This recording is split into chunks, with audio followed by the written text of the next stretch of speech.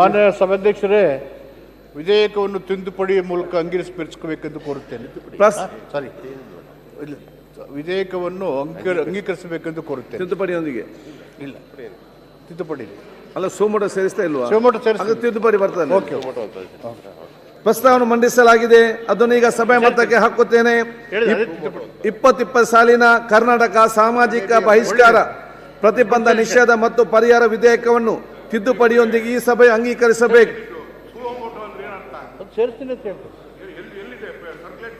ತಿದ್ದುಪಡಿಯೊಂದಿಗೆ ಅಂತ ಹೇಳಿದ್ದಾರೆ ಸರ್. ತಿದ್ದುಪಡಿಯೋದಕ್ಕೆ ಇದನ್ನ ಸೋಮೋಟ ಸೇರಿಸ್ತಾರೆ, ಅದೇ ಹೇಳಿದ್ರೆ ಮೆನ್ಷನ್ ಮಾಡಿದೆ ನಾನು.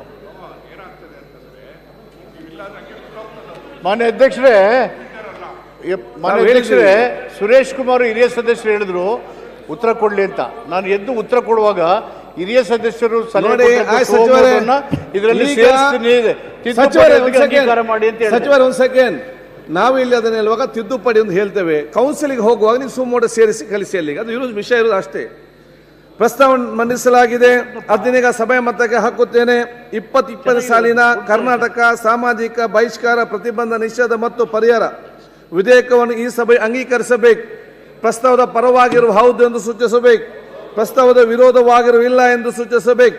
ಪ್ರಸ್ತಾವ ಹೌದಿನ ಪರವಾಗಿದೆ ಎಂದು ಭಾವಿಸುತ್ತೇನೆ, ಪ್ರಸ್ತಾವ ಹೌದಿನ ಪರವಾಗಿದೆ, ಪ್ರಸ್ತಾವ ಅಂಗೀಕರಿಸಲ್ಪಟ್ಟಿದೆ ಮತ್ತು ವಿಧೇಯಕಕ್ಕೆ ತಿದ್ದುಪಡಿಯೊಂದಿಗೆ ಅನುಮೋದನೆ ದೊರಕಿದೆ. ಈಗ ಗೃಹ ಸಚಿವರು ಉತ್ತರ ಕೊಡ್ತೀರಾ? ನಿನ್ನೆ ಬಿಲ್ ತಗೊಳ್ಬೇಕು. ಯಾವುದು? ಅಲ್ಲ, ಉತ್ತರ ಆಗಲಿ. ಅಲ್ಲ, ಉತ್ತರ ಆಮೇಲೆ ಕೊಡ್ತೀನಿ. ಬಿಲ್ ಫಸ್ಟ್ ಅಲ್ಲಿಗೆ ಹೋಗ್ಬೇಕಲ್ಲ, ಅದಕ್ಕೆ ಯಾವುದು?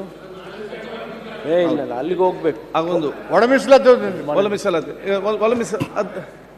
ಗೃಹ ಸಚಿವರೇ, ಒಳ ಮೀಸಲಾತಿ.